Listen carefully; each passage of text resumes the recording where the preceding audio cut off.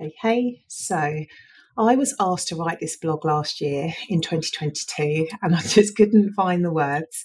I'm going to try to in this blog.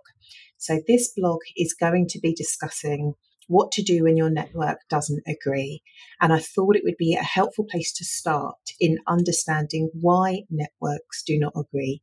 And in a recent podcast interview I recorded with Dr. Nikki Kanani, she had said and mentioned that in some instances, some primary care networks had experienced, so much kind of heartache than you ever could have imagined, you never would have predicted. And I think the reason for that is, and in our experience, is that ultimately, in my own kind of language, is that your primary care network is like a business relationship. You're entering into a business partnership. And in any other walk of life, I think you would choose your business partners really carefully. You would do due diligence.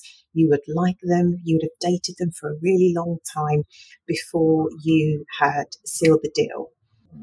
Primary care networks didn't start like that. You didn't start with choosing your partner. We were grouped together due to our geography. And in some instances, there are networks that are like, if we came together because of our geography, why are we even together? Because we're like miles and miles and miles apart. This doesn't make sense. So you've got networks coming together.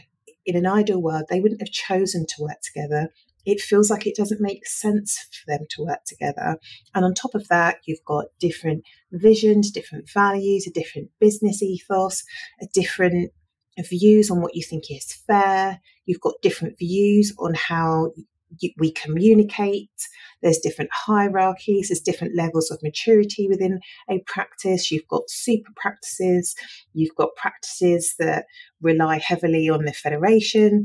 There is history. And quite frankly, people do not like each other. Ultimately, it's multiple business owners coming together that probably would not have chosen each other if they had been given the choice to make really big decisions on how they are going to work together. And in order for them to work together, each party has to relinquish some control, which very few of us want to do. We want it done our way, and we think that we are right.